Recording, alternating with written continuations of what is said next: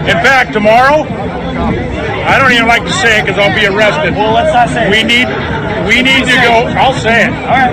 We need to go in to the Capitol. Let's go! So I'm going to put it out there. I'm probably going to go to jail for it, okay? Tomorrow, we need to go into the Capitol. Into the Capitol. What? No! Peacefully. Fed.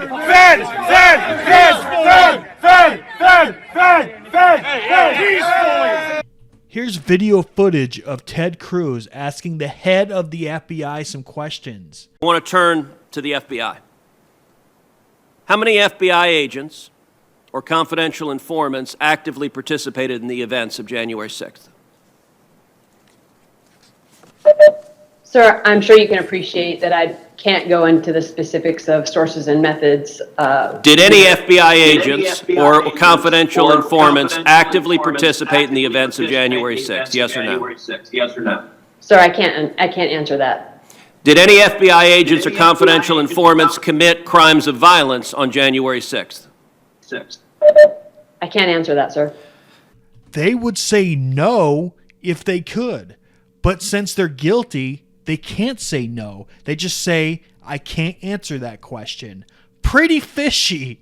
Did any FBI agents or FBI informants actively encourage and incite crimes of violence on January 6th? Sir, I can't answer that. Ms. Sadburn, who is Ray Epps? I'm aware of the individual, sir. I don't have the specific background to him. Well, there are a lot of people who are understandably very concerned about Mr. Epps. On the night of January 5th, 2021, Epps wandered around the crowd that had gathered, and there's video out there of him chanting, "Tomorrow, we need to get into the Capitol, into the Capitol." This was strange behavior, so strange that the crowd began chanting, "Fed, Fed, Fed, Fed, Fed, Fed." Ms. Sandburn, was Ray Epps a Fed? Sir, I cannot answer that question. The next day, on January 6th, Mr. Epps is seen whispering to a person, and 5 seconds later, 5 seconds after he's whispering to a person, that same person begins to forcibly tear down the barricades. Did Mr. Epps urge them to tear down the barricades?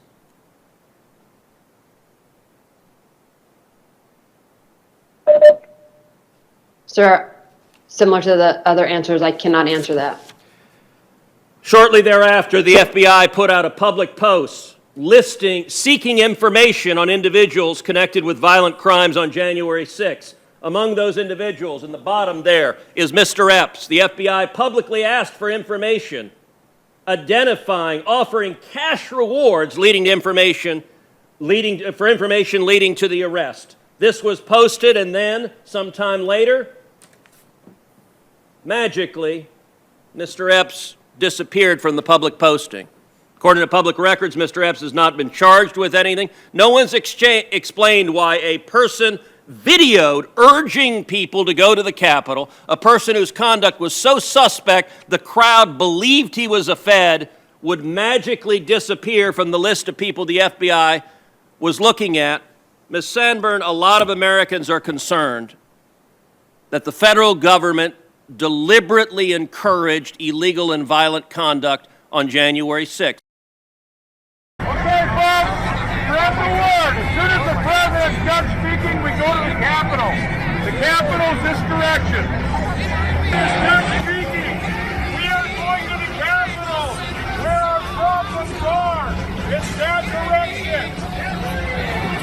He spread the word.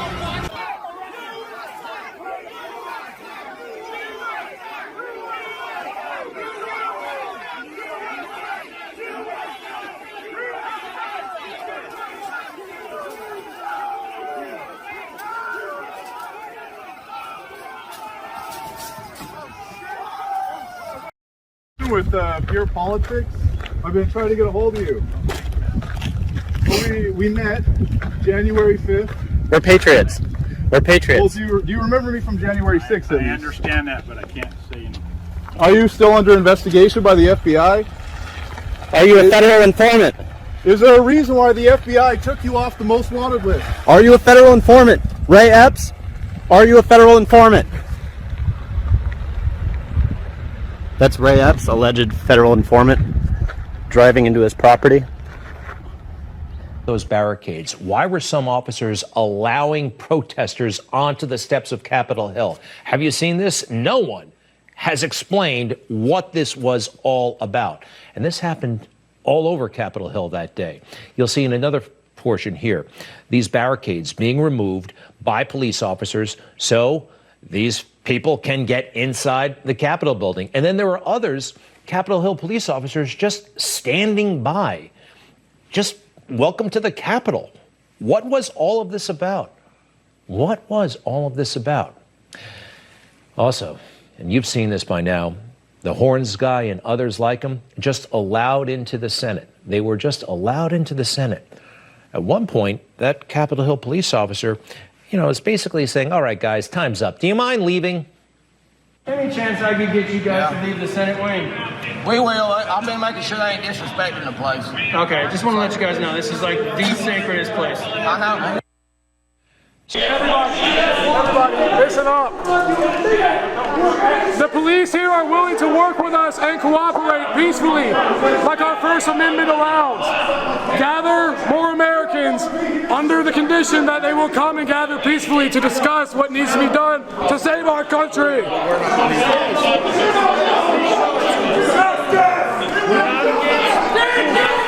other or the other.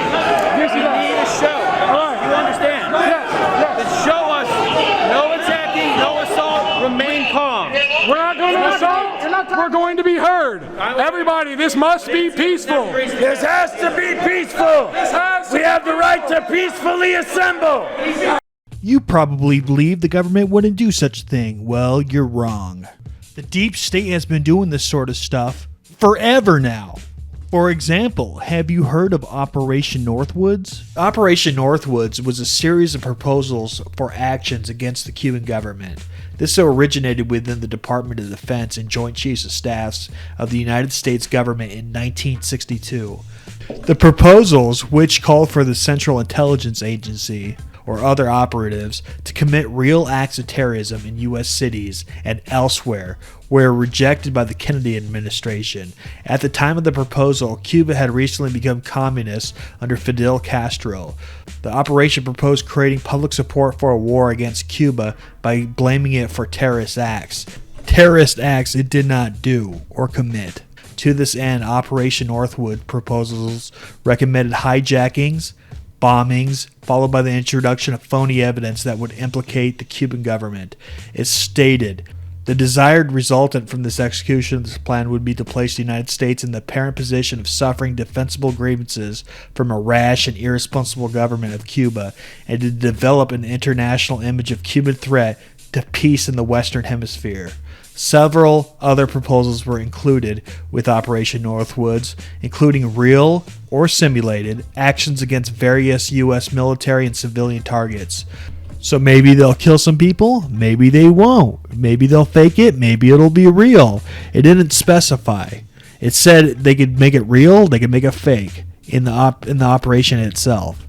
The operation recommended developing a communist Cuban terror campaign in the Miami area, in other Florida cities, and even in Washington. You heard right. The U.S. government wanted to pretend to be terrorists in its own country in public cities U.S.-wide to blame Cuba, so they can go to war and kill countless in that war based on lies. Although part of the U.S. government's anti-communist Cuban project, Operation Northwoods, was never officially accepted, it was authorized by the Joint Chiefs of Staff, but then rejected by President John F. Kennedy. The government does inside jobs all the time. We are lucky this real operation was made public at all. You can read this document now that it's declassified, and I recommend that you do. Remember, always, that the government is known to do shady shit, and the January 6th Capitol riots look to be no different. The state and those who defend it have blood on their hands, yet they blame the right-wingers who want accountability and want nothing else but to keep their freedoms. Thank you for watching. If you really like this video, be sure to subscribe. Also, smash that like button. and the bell button. If you really, really want to support the channel, then become a patron on Patreon. Even if you just donate $1 a month, it helps tremendously. Thanks for watching.